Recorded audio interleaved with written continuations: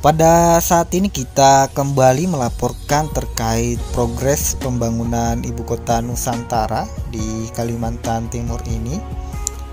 Berdasarkan informasi dari berbagai media, saat ini progres pembangunan Ibu Kota Nusantara sudah di angka 60%. Jadi itu progres terbarunya ya, berdasarkan informasi dari Kementerian PUPR melalui berbagai media. Nah, seperti kita lihat di lapangan, memang proyek-proyek di Ibu Kota Nusantara itu saat ini tampilannya begitu megah ya. Semua proyek-proyek sudah terlaksana dan tampilannya sudah seperti ini. Nah, perlu kita ketahui bahwa pembangunan Ibu Kota Nusantara ini tentunya akan dipindahkan atau ditempati di bulan Agustus mendatang sebagai upacara 17 Agustus 2024 ya. Nah, kabarnya banyak ASN yang nantinya akan pindah ke Ibu Kota Nusantara ini.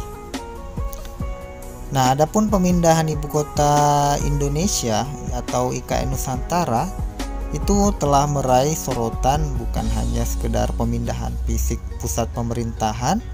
Bahkan lebih dari itu, Ibu Kota Nusantara mengusung konsep Smart City dan menjadikan lingkungan sebagai aset utama dengan 75% area hijau, termasuk 65% sebagai hutan tropis. Konsep Smart City di Ibu Kota Nusantara ini akan membawa perubahan yang signifikan dalam kesehatan, efisiensi, keberlanjutan, dan inklusi sosial. Nah, kenapa disebut efisiensi? Soalnya ini antar bangunan-bangunan di Ibu Kota Nusantara itu jaraknya berdekatan ya. Jadi ketika kita mengurus sebuah administrasi, tentu itu mempermudah kita dalam kepengurusannya. Soalnya jaraknya dekat antar berbagai kantor. Nah, menurut Direktur Jenderal Informasi dan Komunikasi Publik, Ibu Kota Nusantara menggambarkan kebesaran bangsa Indonesia dan mewujudkan identitas nasional sambil memastikan keberlanjutan ekonomi, sosial, dan lingkungan.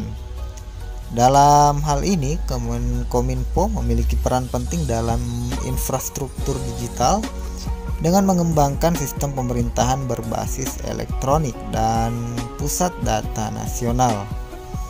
Jadi kabarnya nanti di Ibu Kota Nusantara ini kita bekerja lebih banyak dengan basis elektronik ya, melalui data-data. Jadi tidak melalui konvensional lagi tuh surat menyurat, tapi sudah lewat ya data. Nah, tentu dengan adanya berbagai pembaharuan ini, kita sebagai SDM ketika di Ibu Kota Nusantara tentu harus beradaptasi ya dengan kondisi atau perubahan yang ada di Ibu Kota Nusantara ini. Nah, meskipun demikian sebenarnya pembangunan Ibu Kota Nusantara ini tidak terlepas dari pro dan kontra ya. Beberapa masyarakat itu tentunya punya argumen tersendiri ya terkait pro dan kontranya. Bukan hanya dari berbagai masyarakat saja, tapi juga berbagai pemimpin ya, termasuk calon pemimpin yang mungkin tidak terlalu suka dengan pemindahan Ibu Kota Nusantara ini.